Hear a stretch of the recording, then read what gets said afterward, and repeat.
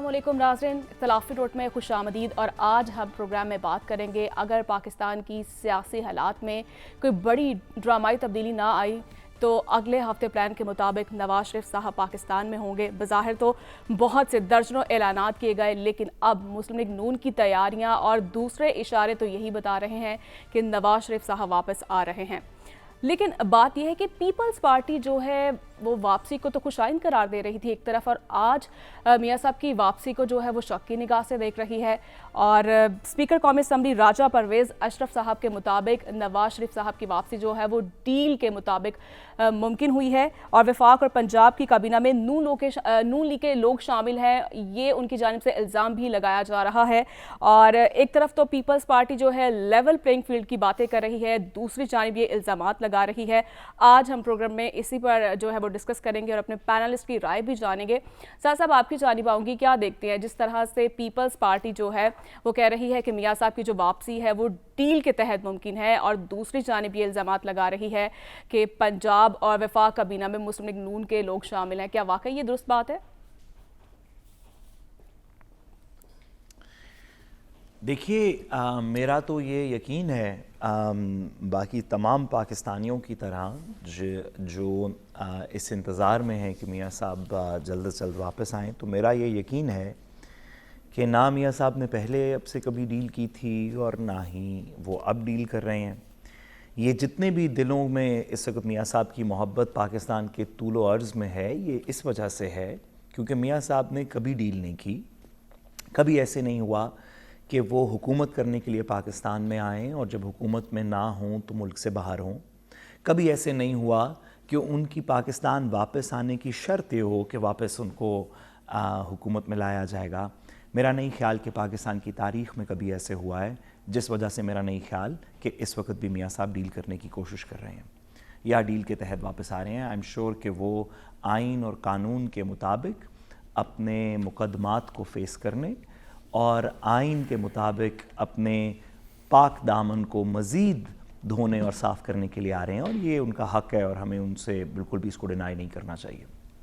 जहाँ तक peoples party की बात है, देखिए, बड़े अफसोस के साथ कहना पड़ता है कि यही तो वो वक्त था जब आपने अपने पीडीएम के साथियों के साथ रहना था। यही तो वो वक्त है जब आप अपनी बेट प्लेस कर चुके हैं। अगर आपका ख्याल है कि आप दो बयानात इधर देंगे, दो बयानात उधर देंगे और लोग आपको इस जो व्हाटएवर पाकिस्तान मुस्लिम लीग नून रिप्रेजेंट्स या फजल रहमान साहब रिप्रेजेंट्स के लोग आपको उसके ख़िलाफ़ समझना शुरू कर देंगे, कहेंगे नहीं नहीं नहीं, असल में बिलावल साहब जो हैं वो इनके साथ नहीं हैं, तो भाई वो वक्त ख़त्म हो चुका है। आपने अपनी बेट प्लेस कर ली है, इस बेट के ऊपर अब थोड़ा सा कायम रहें। लोगों ने अब यहाँ से आगे के फ़ैसले अवाम ने, कुछ कुदरत ने, कुछ दीगर चीज़ों ने करने हैं। इससे आगे आप लोगों को बेवकूफ़ नहीं बना सकते।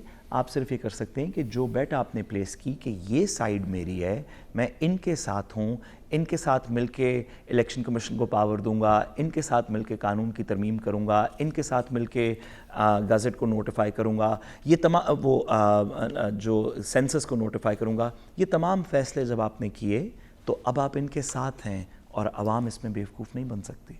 जी ठीक है साहब, लेकिन अवामी नफ्स को समझना जो है वो वक्त की इस वक्त ज़रूरत है। क्या लगता है आपको, क्या कोई ऐसा लीडर है जो अवामी नफ्स को समझ सकता है?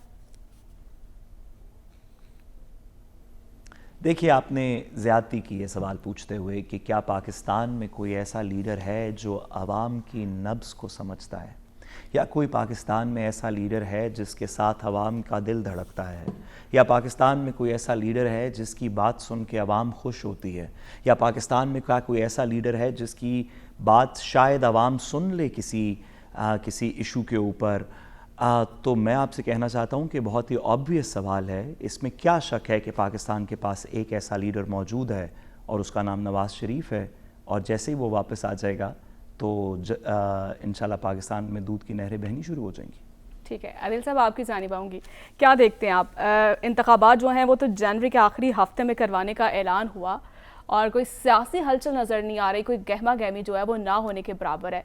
इस्लामाबाद का मौसम तो ठंडा है, क्या हालात अभी ठंडे हैं?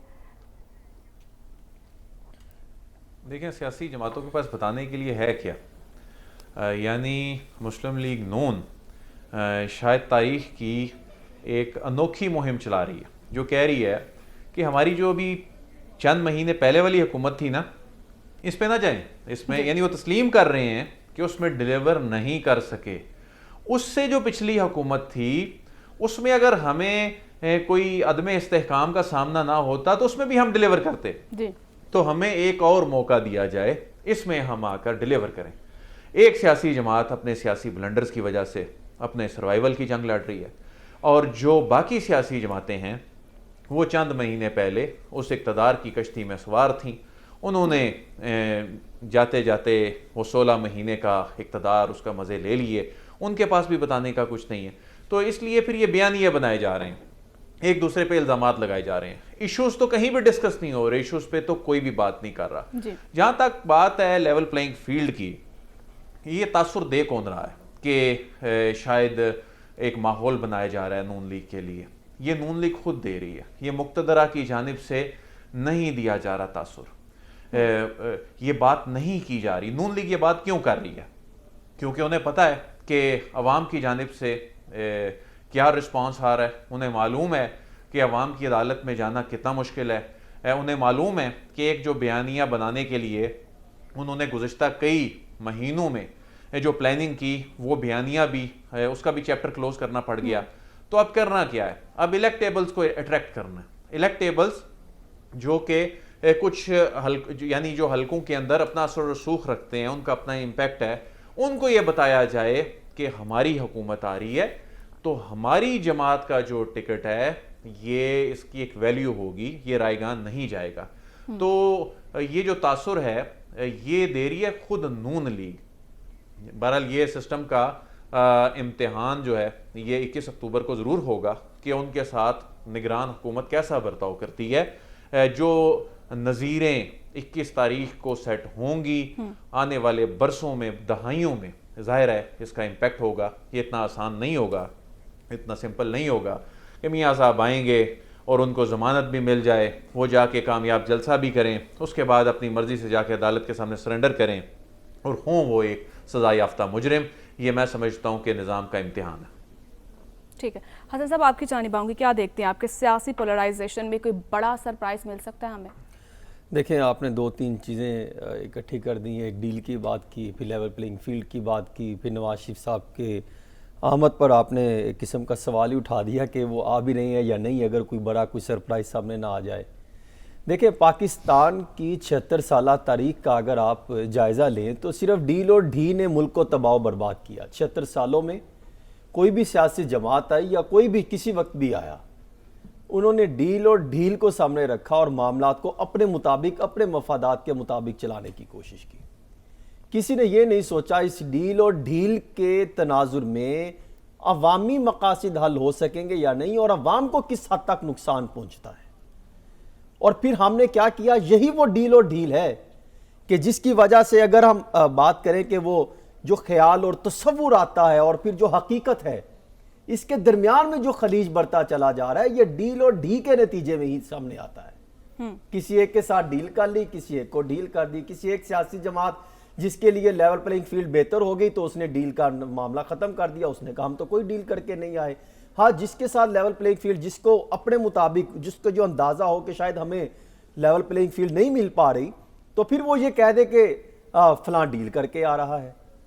پہلے آج سے چند ماہ پیچھے چلے جائیں تو آپ کو وہ بیان سامنے آیا ہوگا، مریم نواز شریف صاحبہ فرما رہی تھی کہ لیول پلینگ فیلڈ مسلم لیگ نون کو ملنی چاہیے اور ادروائز ہم انتخابات کو جو ہے وہ میرٹ پر نہیں سمجھیں گے، شفافیت پر مبنی الیکشن نہیں ہوں گے. لیول پلینگ فیلڈ کی بات یہی جماعتیں کرتی تھی اور آج وہ بالکل اس معاملے سے ختم ہو گئی ہیں. آج انہی کے اتحادی حکومت مسلم لیگ نون کے جو ساتھ تھے، آج وہ اس لیول پلینگ فیلڈ کی باتیں کر رہے ہیں، آج وہ ڈیلے کی باتیں کر رہے ہیں. مطلب کہ جب آپ کے مقاصد حل ہو جائیں، جب آپ کے معاملات حل ہو جائیں تو اس ٹائم ڈیل نہیں، اس ٹائم ڈیل ہونی چاہیے.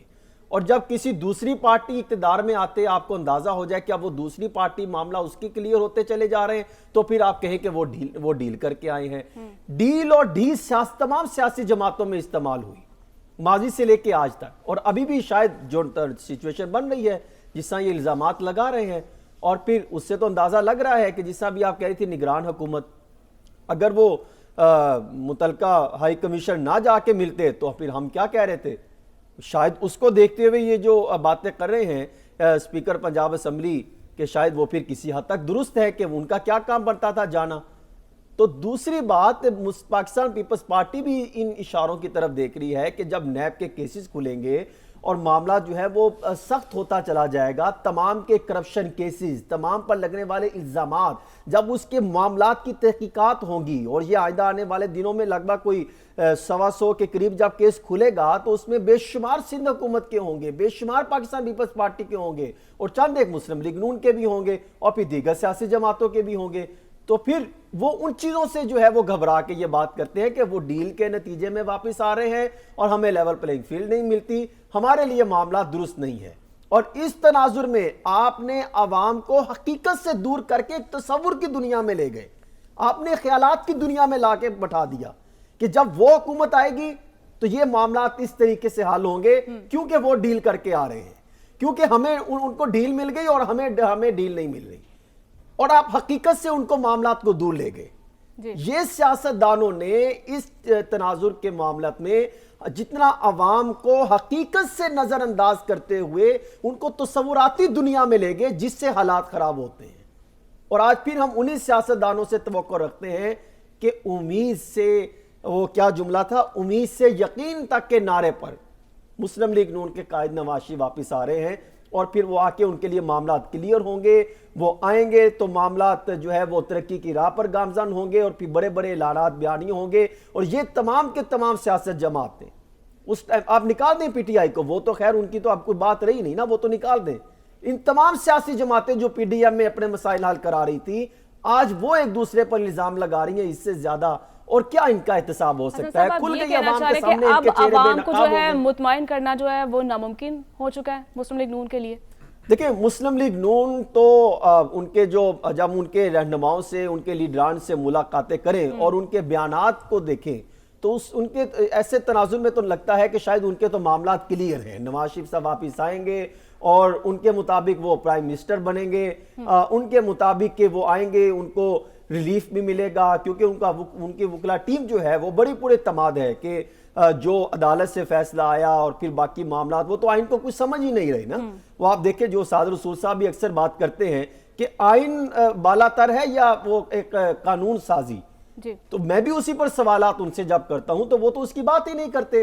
وہ کہتے ہیں آئین پر آپ نے بات نہیں کرنی ہے، آپ نے اس قانون سازی کی بات کرنی ہے جو الیکشن ایکٹ کے تحت ہم نے 232 کے تحت ہم نے اختیارات جو ہیں وہ اضافہ کیا ہے. تو وہ جو معاملہ ہے وہ ابھی بڑا سنجیدہ ہے، اور آئندہ آنے والے دنوں میں جب وہ کھلے گا. بالکل ٹھیک ہے. اسد صاحب آپ کی جانب آؤں، کیا دیکھتے ہیں آپ، کیا یہ جو انتخابات ہونے جا رہے ہیں اس میں مسلم لیگ نون کو جو ہے وہ سولو فلائٹ ملے گی؟ اگر مجھے نہیں پتا کہ سولو فلائٹ کا کیا مطلب ہے، کہ کیا مسلم لیگ نون کو ہی صرف ایک پارٹی ہوگی جو الیکشن کنٹیسٹ کرے گی؟ تو میرا خیال ایسے نہیں ہو سکے گا. اگر آپ کا خیال ہے کہ ایک مسلم لیگ نون ہی واحد وہ پارٹی ہوگی جو لوگوں کے دلوں پہ حکومت اور وزیر اعظم ہونے کی وجہ سے ووٹ لے پائے گی، تو مجھے یقین ہے کہ ایسے ہی ہوگا. کیوں نہیں ہوگا؟ آپ دیکھتی نہیں، آپ کبھی بھی آئی ایم شیور جب آپ دفتر آ رہی ہوتی ہیں اور واپس جا رہی ہوتی ہیں، ہم باہر جاتے ہیں، کوئی بازار میں جاتے ہیں، کسی جگہ پہ بیٹھتے ہیں، کسی بندے سے بات کرتے ہیں، تو آئی ایم شیور کہ آپ سب نے دیکھ ہی لیا ہے، سارا پاکستان جانتا ہے کہ اس ملک کے طول و عرض میں صرف ایک ہی نام گنگنایا جا رہا ہے، اور وہ نواز شریف صاحب کا نام ہے. اور ضرور جیسے ہی ووٹ کال ہوگا تو ہر شخص اپنا ضروری سے ضروری کام چھوڑ کے بھی بیلٹس کی طرف بھاگے گا اور شیر پہ مہر لگائے گا. تو اگر آپ کا خیال ہے، اگر آپ کا یہ کہنا ہے کہ کیا نون لیگ سولو فلائٹ کر سکے گی، یعنی کہ ایک بس وہی ہوگی جس کے لیے لوگ محبت کے ساتھ باہر نکلیں گے، تو میں آپ کو کہنا چاہتا ہوں کہ بالکل میرا بھی یہی خیال ہے. اور اگر کسی بھی ہمارے دوست کا، عدیل کا یا حسن کا یہ خیال نہیں ہے تو ہمیں جلد از جلد ان سے بات کر کے ان کو راہ راست پہ لانا چاہیے. ٹھیک ہے. جس طرح سے عادل صاحب، سعد صاحب جو ہے کافی اچھی طرح سے وہ بتا رہے ہیں کہ امید بھی یہی کی جا سکتی ہے. تو کیا لگتا ہے آپ کو کہ شہباز شریف صاحب کی جو حلقے میں انہوں نے اپنے وزٹ کیا, وہ جو بات کی ہم نے صورتحال دیکھی, وہ کیا پیغام ہے پھر مسلم لیگ نون کے لیے؟ دیکھیں, جو آپ نے سعد صاحب سے بھی سوال کیا تھا نا کہ سولو فلائٹ ملے گی یا وہ حکومت میں آتے دکھائی دے رہے ہیں, یہ سب ڈیپینڈ کرتا ہے کہ بلے کے نشان کا مستقبل کیا ہوگا.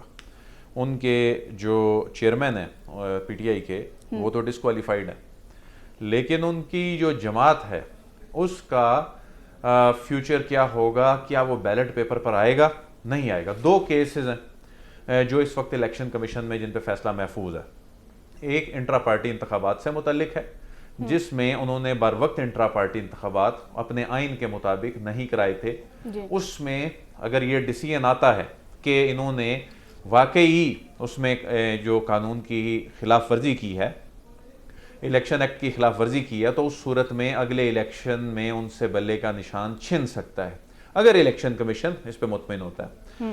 دوسرا, استحکام پاکستان پارٹی نے بھی رجوع کر لیا الیکشن کمیشن سے بلے کا نشان ان سے واپس لینے کے حوالے سے, اس پہ بھی فیصلہ محفوظ ہے.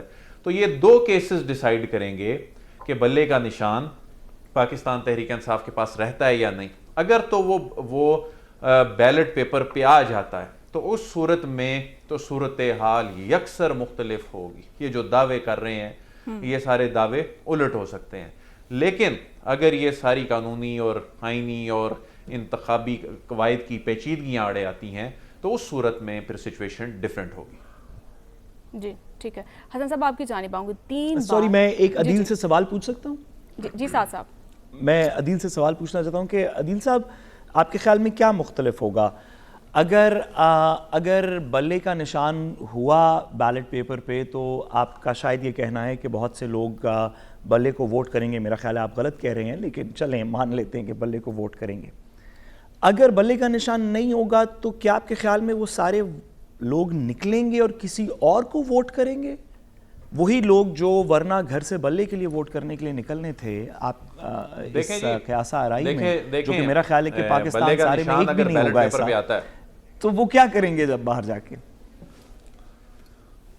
بلے کا نشان اگر بیلٹ پیپر پر آتا ہے تو آپ کو بھی معلوم ہے کہ اس وقت ظاہر ہے یہ جو درجن بر جماعتوں کی اگر نہیں ہوگا تو لوگ کیا کریں گے؟ وہ بلے کا نشان تھا نا. اگر نہیں ہوگا تو ٹرن آؤٹ کم ہوگا. ٹرن آؤٹ جب کم ہوگا تو اس کا فائدہ ان سیاسی جماعتوں کو پہنچے گا جن کی مقبولیت نہیں بھی ہے, تو وہ اپنے جو یعنی کہ حکومت بنے گی جس میں لوگ زیادہ ووٹ نہیں, جس میں 80% لوگوں نے ووٹ نہیں کیا ہوگا.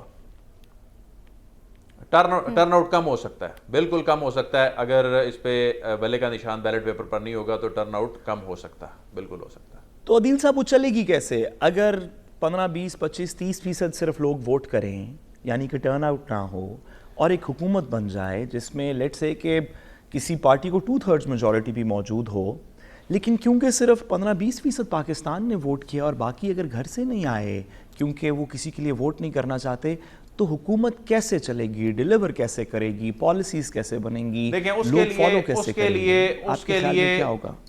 دیکھیں یہ, ہاں, اب جو آپ کا سوال ہے یہ زیادہ دلچسپ ہے, اور اس پہ میرا خیال ہے جواب دینے کا بھی میرے پاس جو ہے زیادہ بہتر انداز میں آپ کو شاید مطمئن کر سکوں اس کا جواب دے کے. دیکھیں کہ جو اس کے لیے 10 ووٹ بھی پڑے نا کسی جماعت کو, آئین میں یہ نہیں لکھا کہ اس نے 50% لینے ہیں, 30% لینے ہیں, 40% لینے ہیں یا 100% لینے ہیں.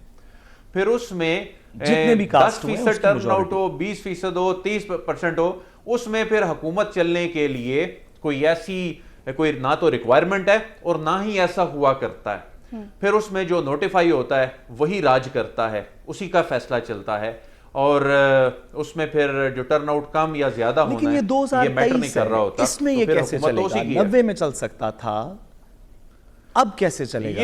نہیں, عدیل, ہم پاکستان کے مثال کے طور پہ کیا ہوگا؟ مثال کے طور پہ آپ 2000 آپ زیادہ آپ 90 میں کیوں جا رہے ہیں؟ 2022 میں سوچ لیتے ہیں, 2022 میں دیکھ لیتے ہیں.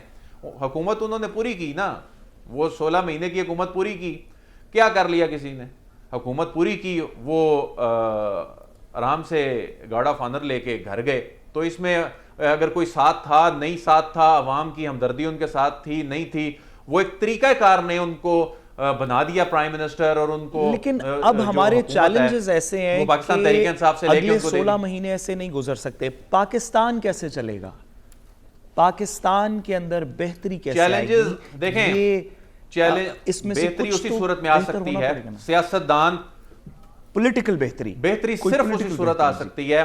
جی پولیٹیکل بہتری, جب پولیٹیکل بہتری آئے گی تو معاشی بہتری آئے گی. وہ صرف اسی صورت آ سکتی ہے کہ جن سیاستدانوں نے انا کی بھینٹ چڑھا دیا ملک کو, نظام کو, ریاست کو, جنہوں نے اپنی پاپولیرٹی کو دیکھا اور اپنی پاپولیرٹی کو قربان نہیں کیا, بلکہ جو ریاست کے حساس ترین جو معاملات ہیں اس کا تعلق چاہے کسی بھی جماعت سے ہو, اور وہ ریاستی اداروں کو نشانہ بناتے آئے, انہوں نے اپنی سیاست بچائی. تو یہ سب کچھ اپنی انائیں جو ہیں ان کو سائیڈ پہ رکھ کر اس ملک کا سوچنا ہوگا, تب ملک چلے گا. ٹھیک ہے, بالکل.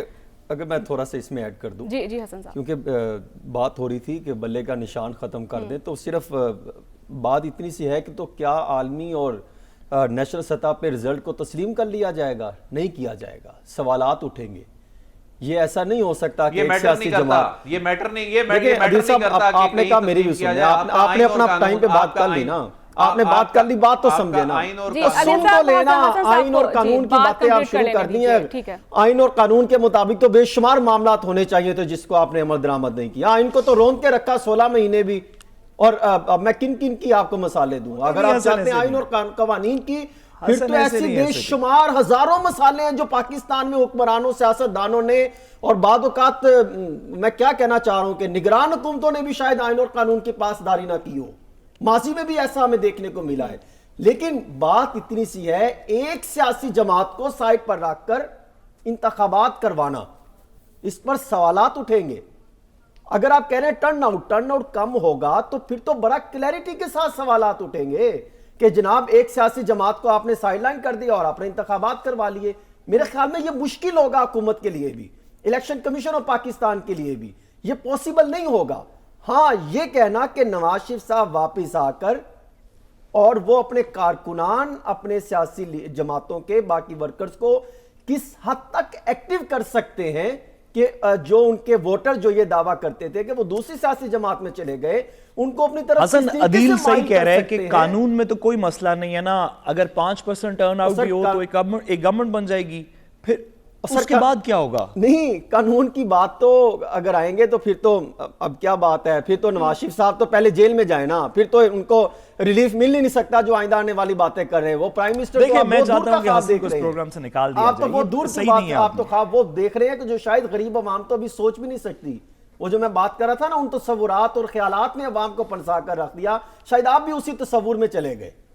میں یہ عرض کر رہا ہوں کہ جب نواز شریف صاحب واپس آئیں گے, آ کے کس طریقے سے اپنے ووٹرز کو اپنی طرف مائل کریں گے.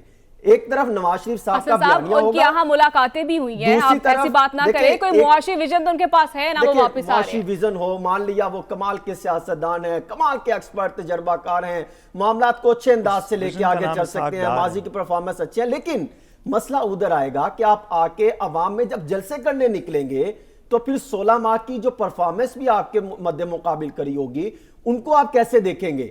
مد مقابل آپ کو ساتھ لے کے چلیں گے. سوال جب اٹھے گے اندر سے تو اس کے کیا جوابات ہوں گے, پھر اس کے بعد ریزلٹ سچویشن ہمیں آپ یہ کہنا چاہ رہے ہیں کہ کوئی حکمت عملی نہیں ہے ان کے پاس. وہ کہتے ہیں نا جس جو بات کریں لیول پلینگ فیلڈ سب کو دی جائے, اور کوئی ڈیل اور ڈھی کا کہیں پر جو ہے یہ کہیں پر گمان بھی نہیں آنا چاہیے. ایسی سچویشن بنے, پھر انتخابات ہوں, پھر رزلٹ سامنے آئے, پھر عوام بھی تسلیم کرے گی, پھر معاشی معاملات بھی حل ہوں گے. ورنہ ایک پارٹی کو الگ کر دیا جائے, کسی ایک پارٹی کو ڈال دیں, ایک پارٹی کا جو ہے وہ اس کو نظر انداز کر کے سائلنٹ کر دیں اور پھر انتخابات کروائیں, تو پھر اللہ معاف کرے قطر کی کس نے نہیں جو ہے تاریخ پڑھی ہوئی. ٹھیک ہے, تو اس کے ساتھ ہی مجھے بریک لینی ہے, تو بریک کے بعد ہم بات کریں گے. اسٹے ود اس.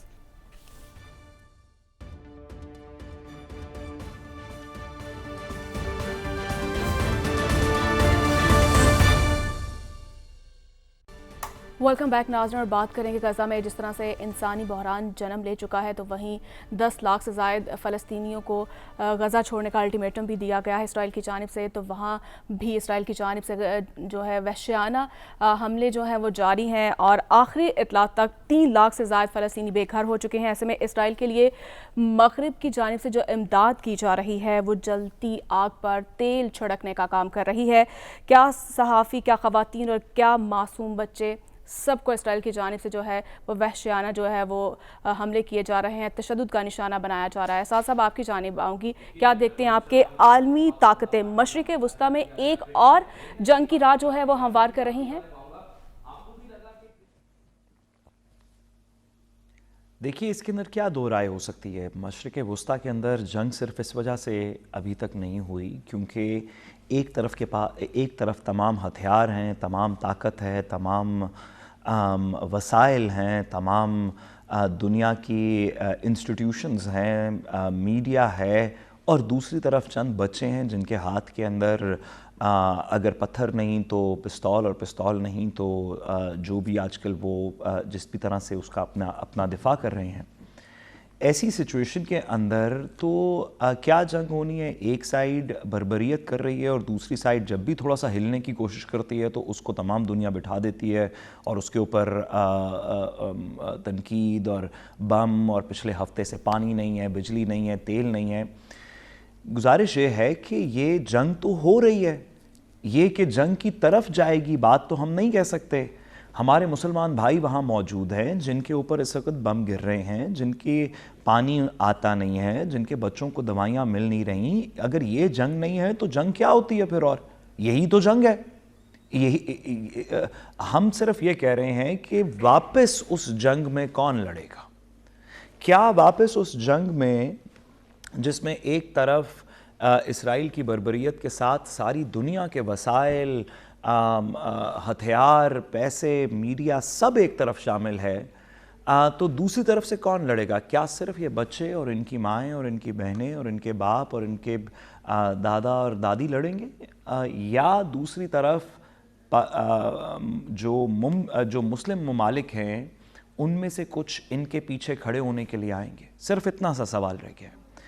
इसके अंदर एक और भी जो चंद दिनों के अंदर हमने देखा सोशल मीडिया के ऊपर, दीगर जगहों पे, कि ये सवाल कि क्या चंद लोग बाकी दीगर गिरदो नवा के ममालिक में इन अपने मुसलमान भाइयों की मदद करने के लिए जाएंगे, ये सवाल अब सिर्फ रियासतों के लिए सवाल नहीं रह गया, ये सिर्फ इजिप्ट के लिए, सीरिया के लिए इधर उधर सवाल नहीं रह गया।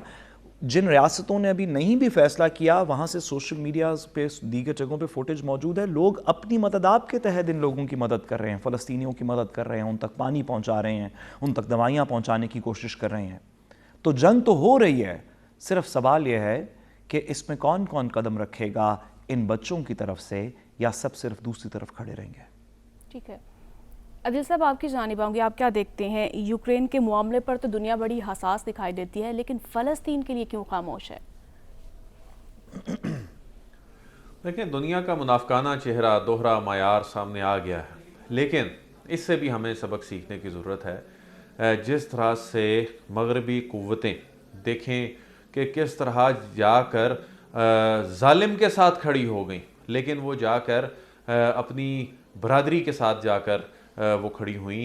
और आज भी देखें कि हमने OIC का इजलास बुलाने में कितनी ताख़ीर कर दी। 18 तारीख को अब बहरहाल बुला लिया गया, उसमें भी क्या होगा? तो अभी तो मुस्लिम ममालिक, मुस्लिम ब्रादर ममालिक ये देख रहे हैं, सोच रहे हैं, बल्कि रशिया, चीन जो हैं वो इस पे बोल पड़े हैं, वो हकूक़ की बात कर रहे हैं, वो सीज़ फायर की बात कर रहे हैं, वो मसले के हल की बात कर रहे हैं। तो इसमें अब मुझे तो ये जंग खैर आगे खुदा न खास्ता बढ़ती नज़र आ रही है। जिस तरह से इसराइल एथनिक क्लिनजिंग पे आ गया है, और ऐसा लग रहा है कि ये शायद जो बरसों का एक उनका प्लान था, वो प्लान, उस पर अमल दरामद का वक्त जो ऐसे लग रहा है कि खुदा न खास्ता आ चुका है। और उसमें तमाम ये बड़ी क़ुव्वतें जिन्होंने इस मसले के हल के लिए बज़ाहिर जिनसे तवक्को लगाई जा रही थी कि जो इन्होंने किरदार अदा करना है, वो उनके फैसिलिटेटर बने हुए हैं। और आने वाले दिन जो हैं वो इस हवाले से काफ़ी क्रिटिकल दिखाई देते हैं। آنے والے جو حالات ہیں کافی کرٹیکل دکھائی دیتے ہیں، یعنی اسلامی ممالک کی جانب سے جو ہے بیانات کے علاوہ جو ہے اقدامات وہ دکھائی نہیں دے رہے ہیں. اس پر بھی ہم مزید بات کریں گے، لیکن ایک بریک کے بعد اسٹے ود اس.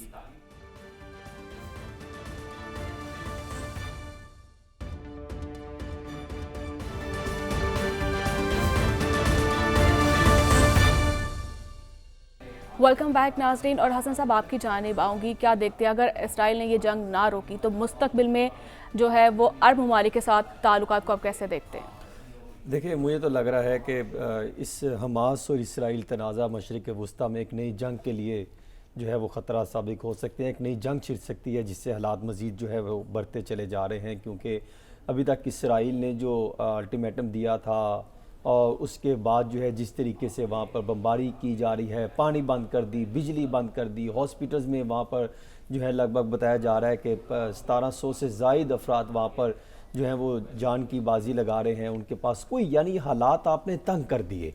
اور اس موقع پر اب کیا کہا جا سکتا ہے کہ جو پورا ویسٹ ہے وہ پورا بھرپور طریقے سے اسرائیل کو جو ہے وہ سپورٹ کر رہا ہے. یوں کہنا کہ وہ پورا پر انسانیت پر سیاست کرتے دکھائی دے رہے ہیں، یعنی وہ بھول گئے ہیں کہ انسانیت پہ جو بہت بڑے علمدار یہ دعوے کرتے تھے وہ آج جو ہے اس پر سیاست کرتے دکھائی دے رہے ہیں. سب بے حس ہو چکے ہیں، ہر کسی کا کوئی فوکس نہیں رہا کہ ہم نے اس معاملے کو کیسے لے کے چلے ہیں. میں یہ سمجھتا ہوں کہ انوسینٹ بچے یا سویلین ان پر جہاں پر بھی جو ہے وہ مر رہے ہوں، ان پر تشدد کیا جا رہا ہو، تو اس ایکٹ کو فوری طور پر کنڈیمنیشن کی طرف جانا چاہیے. اور یو این او اور چاہے او آئی سی کوئی بھی اجلاس بلائے جائیں، ان کو اس چیز کی طرف جو ہے وہ زیادہ سخت جو ہے وہ موقف لینا چاہیے کہ کسی بھی صورت جو ہے آپ انوسینٹ جو ہے بچے ہوں، سویلین ہوں، ان کو آپ ٹارگٹ نہیں کر سکتے.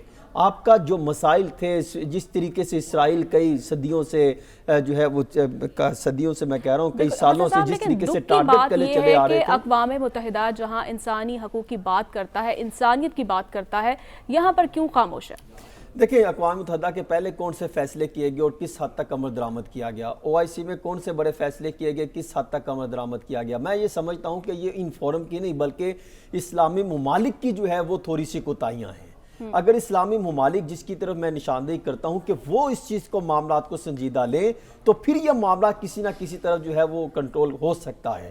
آپ پریشر ڈیویلپ کریں، تمام 57 اسلامی ممالک جو ہیں وہ مل کر، کم از کم عرب ممالک کے جتنے بنتے ہیں وہ، اور یہ سارا معاملہ جو جنوبی ایشیا، یہ سارے مل کر جو ہیں وہ کم از کم ان پر پریشر تو ڈیویلپ کر سکتے ہیں. ہم اس کی طرف نہیں جا رہے. ایسے لگتا ہے کہ شاید ہم بھول گئے ہیں. ہم نے بھی ساری انسانیت کو جو ہے وہ نظر انداز کرتے ہوئے، ہم نے یہ تمام ظلم و ستم کو نظر انداز کرتے ہوئے، ہم نے صرف اس پر بھی جو ہے وہ سیاست کو مد نظر رکھا. اور کچھ جو ہے اسلامی ممالک ابھی بھی اس سارے معاملے پر کہیں نہ کہیں وہ سیاسی تناظر میں معاملات کو صرف وہ مذمت تو کر رہے ہیں، لیکن کوئی ایسا اسلامی لیڈر یا اسلامی ملک کا لیڈر آپ نے دیکھا کہ وہ فلسطین گیا ہو، فلسطین جا کر انہوں نے وہاں پر ان کے ساتھ حمایت کا اعلان کیا ہو؟ ایسا تو کوئی چیز سامنے نہیں آیا. ہاں البتہ جو دیگر ویسٹ کے لوگ ہیں وہ ضرور اسرائیل کی طرف جا رہے ہیں. آپ نے دیکھا کس طریقے سے وزیر خارجہ امریکہ کا وہاں پر چلا گیا، ان کو سپورٹ کر رہے ہیں. کس طریقے سے ان کو جو ہے وہ ہتھیاروں کی جو غیر قانونی ہتھیار ہے، جو پابندی ہے، اس کا استعمال میں لانے کے لیے ان کو سپورٹ کر رہے ہیں. تو اس پر ہمیں اسلامی ممالک کو تو اس پر سٹرونگ جو ہے وہ ریاکشن دکھانا چاہیے. ٹھیک ہے، جس طرح سے اسلامک ممالک کی جانب سے ذاتی اور سیاسی مفاد کو پیچھے چھوڑ کر اب جو ہے اب انسانیت کے لیے آگے بڑھنا ہوگا، اور خاص طور پر جس طرح سے فلسطینیوں کی زمین کو ان کے لیے جس طرح تنگ کر دیا گیا ہے، لیکن یہ ایک افسوسناک عمل ہے. اور اس کے ساتھ مجھے اجازت دیجیے، پھر کل آپ سے ملاقات ہوگی. اللہ نگہبان.